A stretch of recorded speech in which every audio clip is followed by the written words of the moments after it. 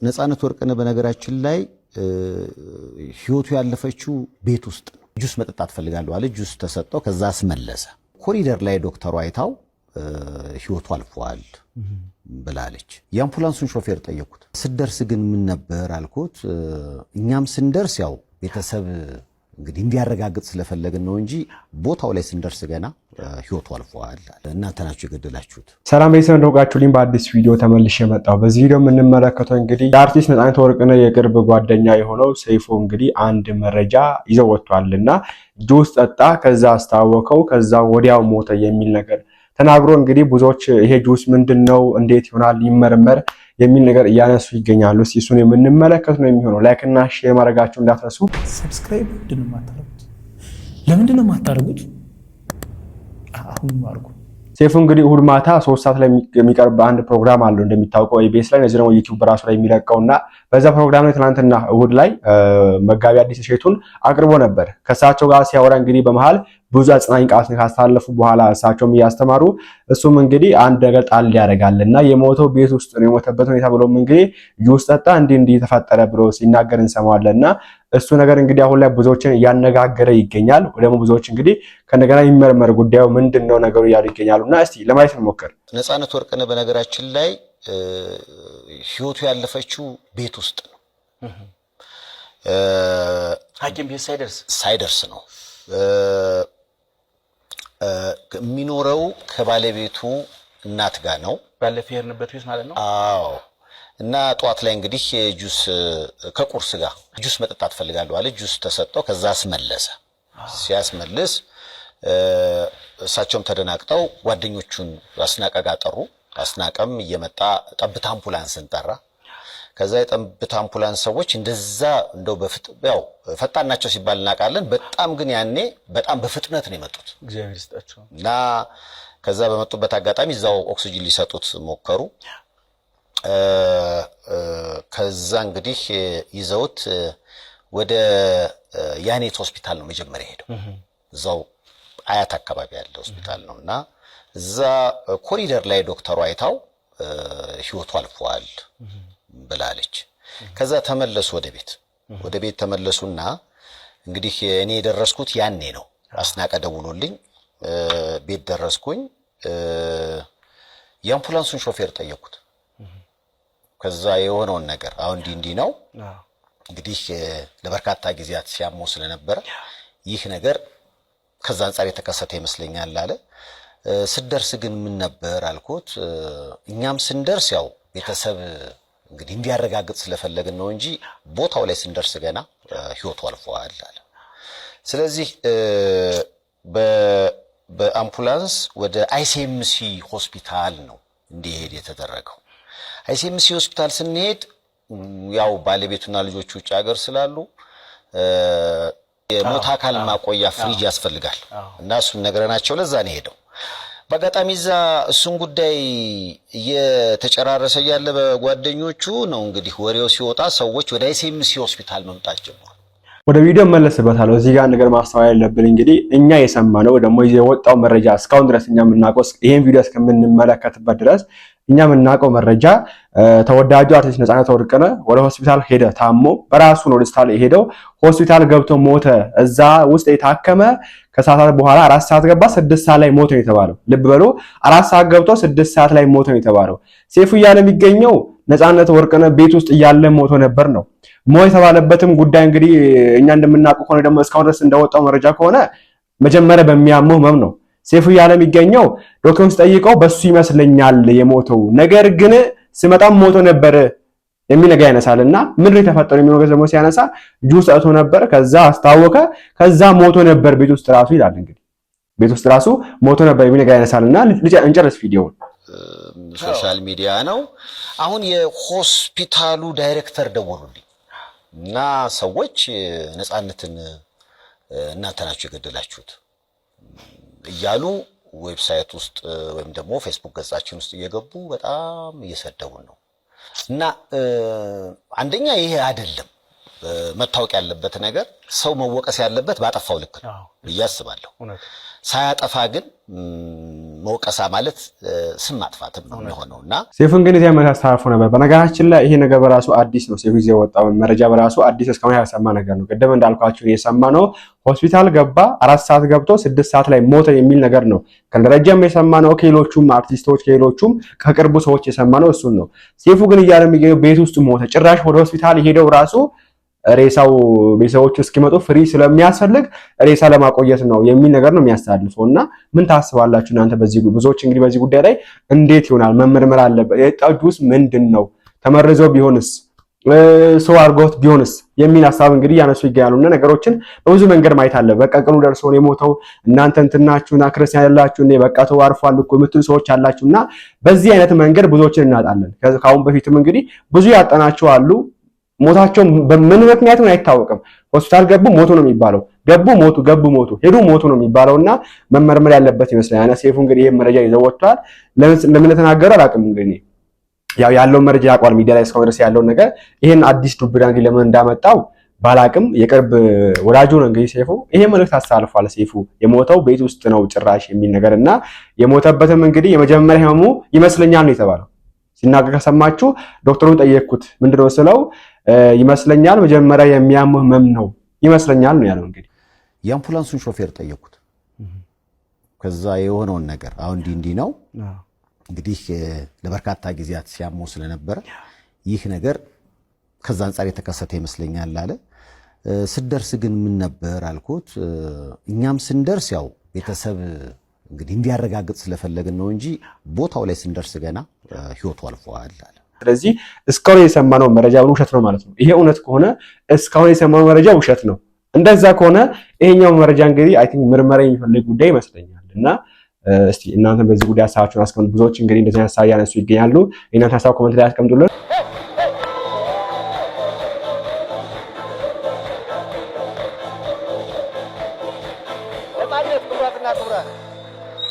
እስኪ አረፍ በል ዲያስፖራ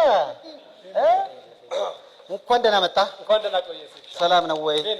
እንግዲህ አሜሪካን ሀገር ይሄን ሁሉ አመት ቆይተህ ካልቀላህ የት ብትሄድ ነው የምትቀላው? አንድ ወዳጄ ነፂ እንደው ባይመች ከዚህ በላይ ተጠቆር ነበር ማለት ነው። ተመችቶ ያልቀላህ ባይመች እንዴት ነው አለ። እንዴት ነው ምናምን ያው ምላሴ እንዴት ነው? አላላ እሱ አዎ እኛ እንግዲህ ቆይ ምላስ ብቻ ነው እንደ ሄደው? አይ እኔም እዛ ነበርኩ። ማን ያሳይ ወላ ሳያት ጥሩ ጊዜ ነበረ። ባልቀላም ጥሩ ጊዜ ነበረ። ባልቀላም የተለያዩ ነገሮችን አድርጌ ማቀው ውስጥ ግሬን ውስጥ ጀን ጥሩ ነበረ። እንግዲህ እንኳን ደህና መጣ። እንኳን ደህና ቆያችሁ። ዋው ነፃነት መለሰ ሄዶ አለመቅረቱ ራሱ የሚገርማችሁ አንድ ቤት ውስጥ ከልጆቹ ጋር ተዘግቶበት ነው የሚውለውና በምን ተገባባችሁ? እወጣለሁ ብርድ ካልሆነ ትወጣለህ? እወጣለሁ። ብዙም አያስጨንቁኝም። ያው ፀሐይም ሲሆን ትንሽ ወቅት አረግና ደከምከም ሲላቸው ትመጣለህ። እንደው ቋንቋን በተመለከተ እነሱ በእንግሊዘኛ ሊቅ ናቸው፣ አንተ በአማርኛ ሊቅ ነህ። ከልጆች ጋር በምን ትግባባለህ? በሊቀ መላኩ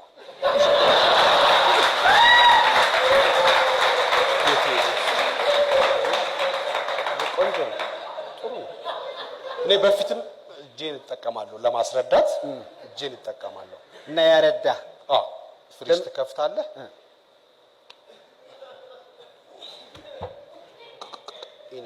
ኢነፍ ጋርቤጅ ኖት ጋርቤጅ ከተበላ በኋላ ኖት ጋርቤጅ ቀላል አንዳንድ ጠንከር ያሉ ጥያቄዎች ሲመጡ ጎግል ታረጋለህ። እንደው እኔ ደግሞ የሰማሁት ዙ ሁሉ ሄደህ ነበር አሉ ለልጆች። ምን ልታሳያቸው ነው? አይ እዚህ እኔ ትምህርት ቤት ሰፈር ሽሮ ታጥቦ ሲሰጣ ወይም የሆነ ነገር ሲሰጣ ከብቶች ምናምን እንዳይበሉ ፍየል ያው ሰፈር ውስጥ ፍየል በግ ያላቸው ሰዎች አንዳንዴ ሳር እንዲግጡ ስለሚለቁ እነሱ እንዳይበሉ እኔ ጠብቅ ነበር። አርጩሜ ይዤ ምናምን ጠብቅ ነበር። ፍየል፣ ሳር፣ በግ ምናምን እነሱ ግን እዛ ዙ አዩአቸው። እነሱ ተይዘው ፍየል፣ በግ ምናምን እዛ ዙ ውስጥ ነው የምታየው። ዙ ውስጥ ማለት እንደ ዱር እንስሳ የዱር ስም አላቸው። በዱር እኔ ይከብደኛል። አሁን እንደ ዙ ውስጥ ፍየል ማየት በግ ማየት ለኔ ይከብደኛል። ሲያዩህ ምን አሉ በጎቹ? ያወቁኛል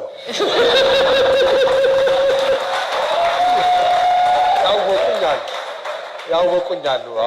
ያው ያን ያርጩሜ ይዤ ምናምን ይሳሉኝ አሉ የቅድመ አያቶቻችን ነገር አዳ በአብዛኛው ገልበጥበጥ ይላል። ትንሽ ገልበጥ ይላል። አህያውን እዛ ታስሮ ማየት ምናምን ስታይ እንደ ዱር እንስሳ ወንድሜን አልክ። ያው አንድ አጎት አይደል? ያሳዝናል። ልዩነት አለ ትንሽ በአስተዳደግ ላይ ብዙ አልቻሉበትም አሜሪካኖች። የአሜሪካን ኑሮ በራሱ በተለይ ከልጅ ጋር በጣም በዚህ ላይ ደግሞ ቲያትር ወጣ እያላችሁ ታሳያላችሁ። ምንድነው ወጣ ብዬ ስመጣ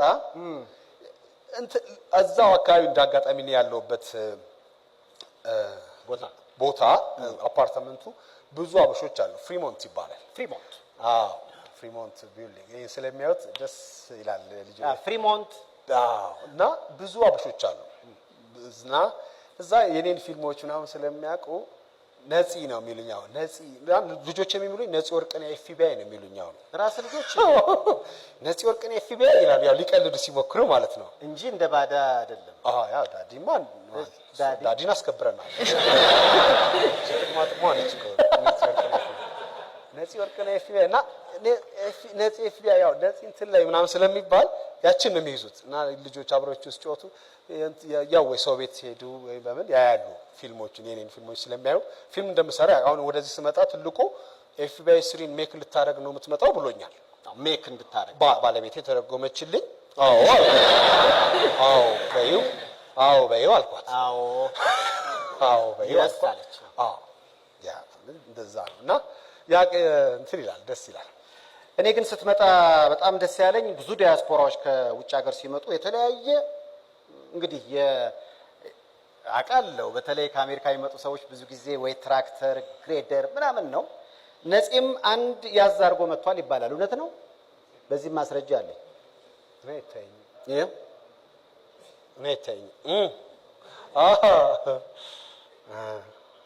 ይሄ እኮ አካፋ ነው፣ የማሽኑ አካፋ ነው።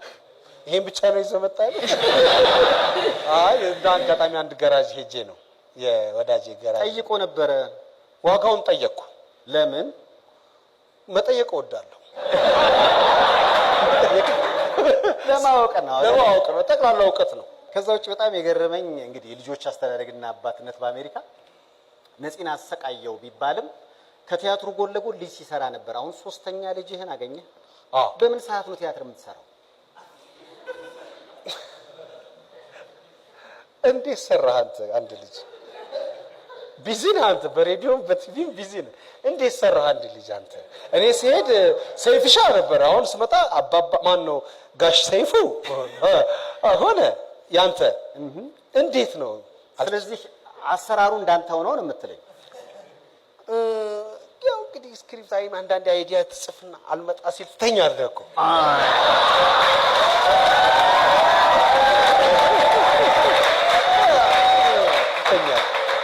እና አልመጣ ሲል ትገለበጥና ኤፍቢአይ ስልና ኤፍቢአይ እንተኛበት ትላለች። ስለዚህ ኤፍቢአይ 3 እና ሶስተኛው ልጅ እኩል መጡ ነው የምትለው? እኩል መጡ። ሶስተኛዋ ልጅ እኩል መጡ። ኤፍቢአይ 3 እስከ ስንት ነው የሚሄደው? እንግዲህ እስካስቆሙን ድረስ ኤፍቢአይ እስካስቆሙን ድረስ እንቀጥላለን። አይ ጥሩ ነው። ኤፍቢአይ 3 አልቋል፣ በድርሰት ደረጃ አልቋል። በቅርብ ጊዜ ማንኛውም ገንዘብ ያለው ሰው ያየዋል። እያየው ነበረ። ፍሬሽማን በጣም ደስ ብሎኛል። ሴፍሻል አንተም ኮንግራ ብያለሁ። አመሰግናለሁ። እግዚአብሔር ያክብርልኝ። በጣም ደስ ይላል። አንተ የደረስክበት ደረጃ ለመድረስ ትደርሳለህ። ተኛ ብቻ ማን ነው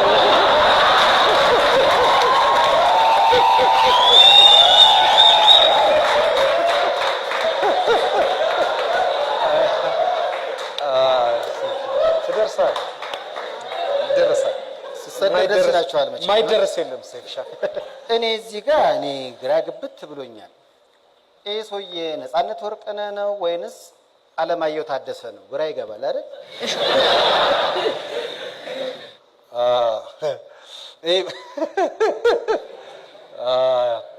በይቅርታ ምሽት ስንሰራ በልጅ እንዳንመስል ነው ሱፍ የለበስ ነው ልጅ እንዳንመስል እና በመከራው በቀለች ጺም ናት እቺ ራሱ ተፈቅፍጋ በሙሉ ከሆነ ልጅነታችን እንዳይታው በጎን ነው የተነሳው ልክ ሆነ ልጅነት ይታወቃል እዚህ 16 ወይም 16 ተኩል ነው እድሜ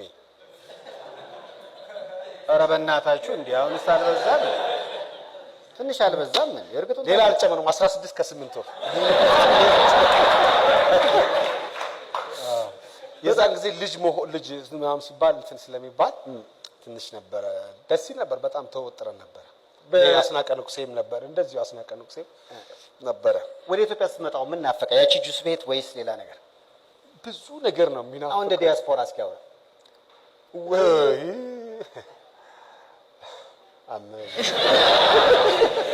አይኔ ተችልበታለሁ አመቸንኩ ለኔ ብዙ ነገር ነው የሚናፍቀው የእውነት ለመናገር ማለት ነው ብዙ ነገር ይናፍቃል አብሶ ያው የቤተክርስቲያን ድምጾች በጣም ይናፍቃሉ እዛ የለም እዛ ሄደ ነው የምትሰማው ድምጽ ወደ አንተ አይመጣም እዛ ሄደ ነው እዛ በዛ በጣም ባስቸጋሪ ሁኔታ ውስጥ ቤተክርስቲያን የሚያገለግሉ ቤተክርስቲያን የሚሄዱ ሰዎች አሉ ያ ደስ የሚል ነው በቃ ያቺ አንድ ቀን በሰንበት አንድ ቀን ነው የምትሄደው እዚህ ልክ አንተ ስተኛኮ ማህሌት ሲገባ ትሰማለህ እንደ ሰነፍ ራስን እየቆጠርክ ነው የምትተኛው ወይ እንትን ብዙ ነገር አለ የምትሰማው ነገር አለ አይደለ በቃ የሆነ ለሊት እንቅልፍ ቢያለኝ ስትልዛ ቤተክርስቲያን ስትሰማ እዛ የሚያመሰግኑ ሰዎች አሉ ትላለህና ስለዚህ ብዙ የሚናፍቅ ነገር አለ ያው እኔ ደግሞ ቤቴ ኡራኤል ነው ኡራኤል የነበርኩ ጊዜ የተወለድኩትም ኡራኤል ስለሆነ ከኡራኤል ፒያሳ ስራ ቦታ እስኪሄድ ድረስ ቢያንስ 8 ወይ 9 ቤተክርስቲያን እሳለማለሁ ማለት ነው በቃ ስለለመድኳቸው ከዛ በኋላ ደግሞ ከአዲሱ ገበያ ወደ ሆነ ቦታ እንደዚሁ ስለለመድኩኝ በቃ እጅ ምንም አይሰራም እኮ እዛ ስትሄድ ነው የምትለው ምንም መሳለም የለም ምን የለም እያልክ ነው የምትሄደው በቃ መስታወት ስከፍትም ከዛ ነው የሚከፍትልህ ሹፌሩ ንፋስ ተቀበላል እና እዚህ ያ ነገር በጣም ይናፍቃል በደንብ ይናፍቃል እዚህ ብዙ ነገር ለምደን እዛ መንገዶች ጭር ያሉ ናቸው ለአበሻ ጭር ያሉ ናቸው ኢንዌስ በቀጣይ ቪዲዮ እንመለሳለን በዚህ ነገር አዲስ ጉዳይ ካለ ይዤላችሁ መቅረብ ነው የሚሆነው ላይክ እና ሼር ማድረጋችሁ እንዳትረሱ ቸር ቆዩልኝ